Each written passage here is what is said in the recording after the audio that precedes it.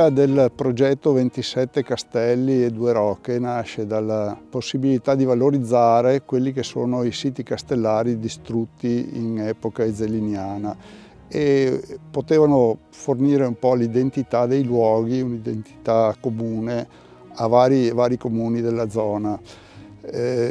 Avevamo circa 14 comuni interessati a questo progetto, 9 sono stati direttamente interessati nella prima fase e gli altri lo saranno in una seconda.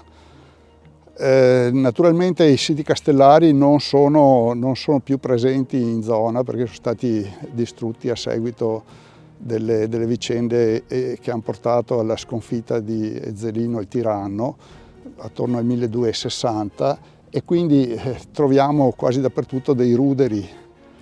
Il nostro compito era di cercare di valorizzare il singolo sito castellare e cercare di dare il senso della grandezza di quell'epoca e di quei manufatti in quel periodo. Non ci siamo permessi di ricostruire idealmente il singolo manufatto, ma di dare un'idea di come il manufatto si inserisse allora come adesso nel paesaggio. E l'importanza dei siti è dimostrata dal fatto che molti di questi sono stati riusati come punti di osservazione anche durante la Grande Guerra, quindi significa che il rapporto con il paesaggio era molto intenso, molto forte. Oggi ci troviamo quasi sempre a vedere appunto spianate come questa, priva di qualsiasi resto, tranne che in alcuni punti, come ad esempio la Rocca d'Asolo che possiamo vedere verso ovest, oppure la Rocca di Cornuda dalla parte opposta, e qualche altra traccia ce l'abbiamo a San Zenone, ce l'abbiamo in qualche altro sito minore.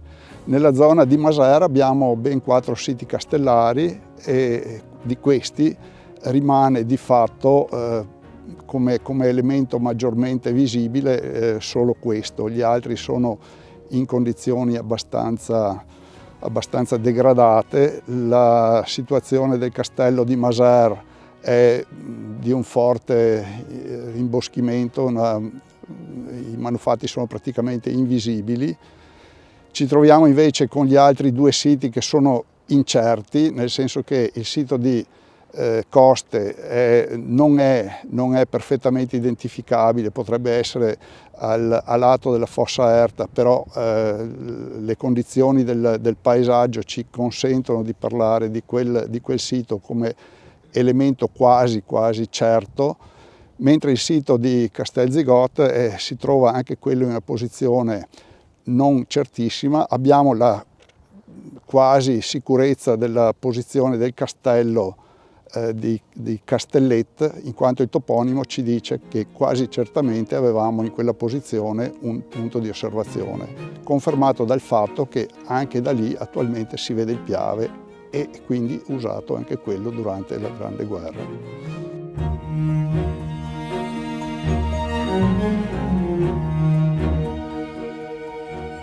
In particolare la fascia dei Colli Asolani dove ci troviamo e questo castello detto di San Marcuola, o il toponimo locale lo chiama Casteller, ecco, è il castello della famiglia dei da Crespignaga, il paese che sta ai piedi di questa collina.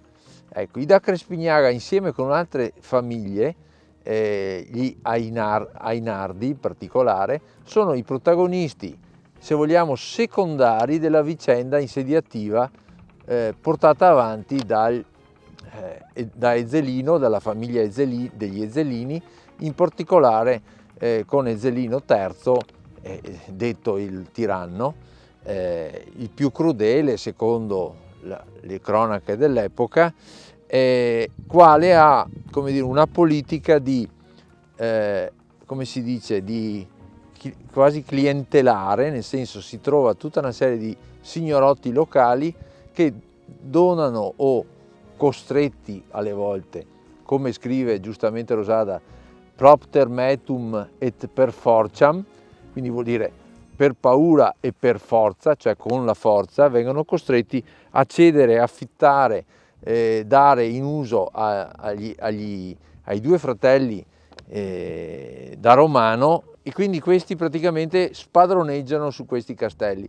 In particolare i 4 castelli di cui parlavamo prima di Masers sono appunto questo di San Marcuola, il Castellaro di Masers, dove c'è la famiglia dei da Masers, quindi sono tutte famiglie locali. L'ultimo verso la fine è il Castel Zigot, che è dovuto al nome di uno dei fratelli da Masers che si chiamava Cigotto. Ecco, Cigotto Zigot. Dopodiché in un certo periodo, durante il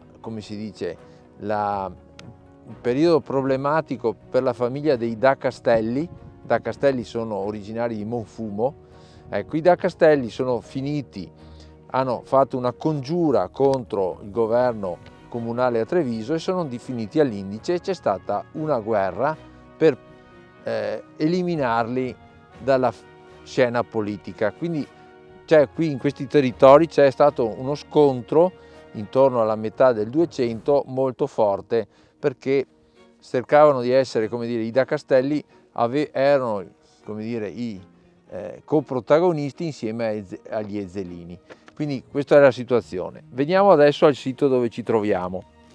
Come avrete visto all'inizio siamo saliti su una cosiddetta tagliata d'ingresso, in cui praticamente l'assalitore deve esporre il fianco destro, se non è mancino sul fianco destro tiene la spada, quindi per salire deve proteggersi con lo scudo che tiene sulla sinistra, e quindi ha una posizione che non è di attacco, è di difesa, quindi è molto, perché dall'alto, dal castello, si può bersagliare con materiali anche pesanti, pietre.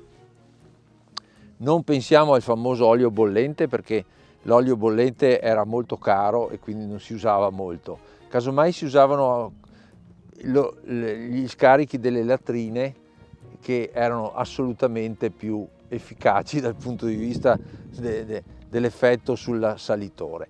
Bene, arrivati in cima cosa si trovava? La prima cosa che si trovava, doveva trovarsi una porta, che molto probabilmente è lì vicino al bagolaro, l'albero che c'è all'ingresso, e arrivati dentro ci doveva essere una porta, un corpo di guardia, quindi già una prima difesa, e subito dopo, da quello che abbiamo capito, siccome ha una forma a mandorla allungata, la parte di testa verso la montagna era la parte della difesa estrema. Quindi c'era la parte signorile, dove il signore da Crespignaga, in particolare Gualpertino è uno di questi, e poi ci sono altri fratelli, si difendeva con, secondo la descrizione dei documenti, in un sito che si chiama, un'area diciamo del castello che può essere considerata il dongione. Dongione dal francese donjon, e dal latino dominus turem, cioè la torre del Signore, cioè dove il Signore abita. All'interno di questo recinto c'era sicuramente un palatium, come è scritto nel documento, e c'erano le canipe sono le caneve, dove si incaneva i prodotti della terra portati dai, diciamo, locali intorno al castello, che erano protetti in cambio del fatto che una quota del loro raccolto venisse data al Signore. Lui, diciamo, come si dice, gliela teneva in calda, gliela teneva là. Ecco. Detto questo, però, il castello di San Marcuola deriva anche il suo nome da una chiesetta che era su quel versante lì opposto, proprio dove vedete più o meno dove c'è quel pino marittimo, non là in fondo ma su questa prima propagine. Ecco, San Marcuola, secondo alcuni, è la corruzione dei santi, di un santo particolare, in cui a Crespignaga c'era un piccolo convento.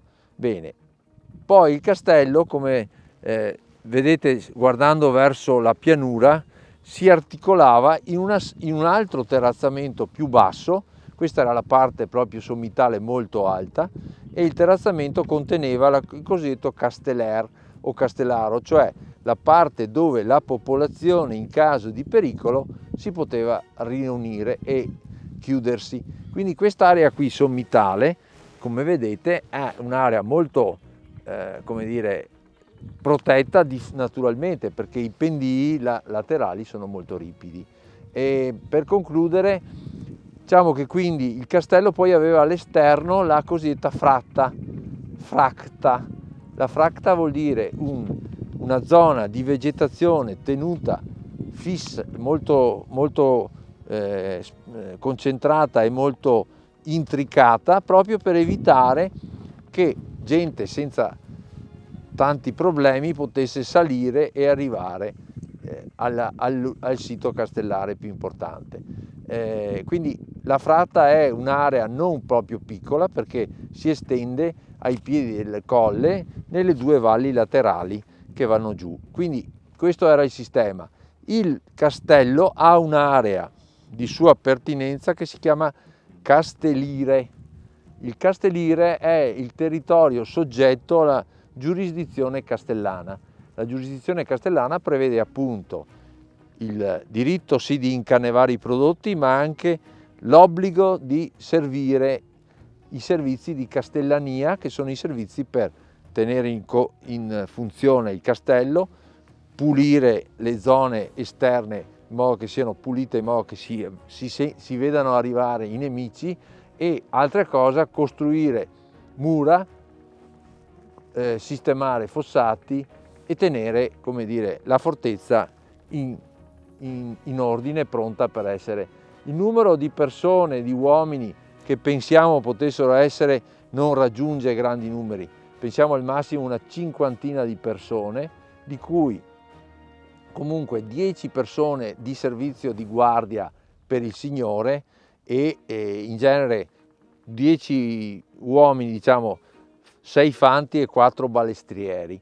Questo è il genere. I cavalli erano appannaggio solo del Signore, quindi del nostro Gualbertino da Crespignaga e dei fratelli, che erano comunque signori anche loro, pur sempre signori derivati da un potere, diciamo, come dire, delegati dal vescovo, che era proprietario di parecchi di questi siti, proprio a gestire la difesa e le questioni, come si dice, non strettamente religiose, ma le questioni di gestione e di sicurezza e anche di incasso delle prebende, insomma, e delle imposte che c'erano per poter mantenere la torre principale, il palazzo, e avere, insomma, un tenore di vita decente. Teniamo presente che all'epoca il riscaldamento era solo con caminetti, bracieri, e sapete che alle finestre,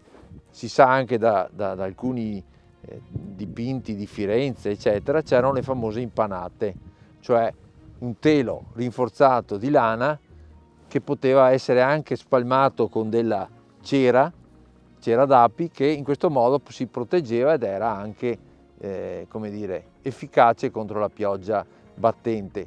Quindi immaginiamoci una torre non proprio come dire, con il comfort e le temperature alte, però il Signore, insomma, male non stava. Ecco, allora teniamo presente che la forma dei Colli Asolani, stiamo parlando di Colli Asolani, ma sappiamo che i castelli, abbiamo detto, arrivano fino a Semonzo, e fino il castello numero 1 dei 27 è ovviamente il castello di Romano del Zelino, numero 1, e forse il numero 0 potremmo considerare che sia la città di Bassano, che aveva il castello di Ezzelino sulla massima sommità. Bene, questi castelli erano tutti visibili uno dall'altro. C'era un sistema quindi di comunicazione anche fra di loro, non parliamo di comunicazioni con segnali di fumo, ma insomma erano a distanze. Tra l'altro quelli di Maser hanno una specie di passo costante, cioè le vallate e i crinali e i promontori come questo è un promontorio di fatto, è un promontorio che però è isolato rispetto alla montagna da una sella, è proprio lì sulla sella che si sale e si entra e si difende. Allora tenete presente che arrivando da Ponte di Vidor, il primo castello che si vede è la Rocca di Cornuda, ovviamente perché è la più alta, però subito dopo, curvando verso Maser, per venire da questa parte, si vede il secondo castello, che è il castello di Muliparte, detto anche nel latino Mons Leopardi. Sentite che nome stranissimo. E il Mons Leopardi aveva una visione più orientata verso il Montello, quindi verso il passaggio della strada trevigiana, la Cal Trevisana, che veniva su seguendo la linea della vecchia strada romana, diciamo la Feltrina verso Feltre. Sapete che a Fener c'è un miliare che segna le 11 miglia che corrispondono in miglia romane ai nostri chilometri da Feltre. Quindi è molto importante spiegare che c'è anche una struttura territoriale antica sotto questi castelli. Quindi poi se guardiamo a valle vedremo che abbiamo l'arrivo di tutta la centuriazione. La centuriazione asolana arriva ai piedi di questi colli e tra l'altro uno dei siti castellari, che non è un castello ma è nel territorio di Maser, è San Giorgio. San Giorgio orientato perfettamente con un asse che i gromatici romani avevano determinato, quindi è sicuramente un limes, come si dice, un cardine, cioè quindi è orientato verso nord o con la linea della massima pendenza del terreno, come è qui, leggermente orientato quindi verso sud-est, ecco. E allora San Giorgio diventa uno dei siti di riferimento per la misurazione. Quindi man mano che veniamo avanti, ogni chilometro di colli c'è un castello. Castelli che poi nel tempo diventano, a Maser il castello diventa il roccolo della villa di Maser. Qui a Crespignaga non succede niente da un punto di vista signorile, però per esempio a Muliparte, Castel Zigot, c'è la villa ai piedi del vecchio castello, come dire, i signori scendono a valle per avere delle comodità, quindi da castello a villa, castellieri, castelli, ville. Questo è il sistema insediativo di questi colli ed è molto importante poter riconoscere attraverso i segni che sono anche nella vegetazione e nella forma del paesaggio, che in questa stagione invernale è assolutamente il momento migliore per comprendere le strutture e per vedere nitidamente i pochi ormai castelli ancora in piedi. Diciamo che la Rocca di Asolo è sicuramente l'esempio più bello assolutamente, e come si sa la Rocca d'Asolo ha un orizzonte a 360 gradi e come vedete in piccolo anche il castello di San Marcuola e da Crespignaga è fatto nello stesso modo. Io mi volto e vedo il mio territorio, il mio feudo, i miei boschi, i miei contadini, i miei vigneti e i miei ulivi. Giornata regionale dei Colli Veneti. Maser ha davvero tutti i titoli per aderire a questa giornata e far parte anche la protagonista di questa prima edizione della giornata regionale Colli Veneti, perché Maser si trova nel cuore dei Colli Asolani. I Colli Asolani sono una dozzina, la maggior parte tutti ricadono nel territorio di Maser, tra cui anche la cima più alta col Monte Collalto, con i suoi 496 metri di altitudine, e rientra proprio nel comune di Maser. Siamo area Rete Natura 2000, siamo area SIC. Che cos'è? Siamo un sito di interesse comunitario, che sta a significare che quest'area ha tutte le caratteristiche, per contribuire in modo significativo al mantenimento della biodiversità. Quando ci siamo proposti per questa giornata dedicata ai Colli Colli Veneti, tra le varie caratteristiche che avevamo da proporre per rappresentare Maser, abbiamo scelto i siti castellari.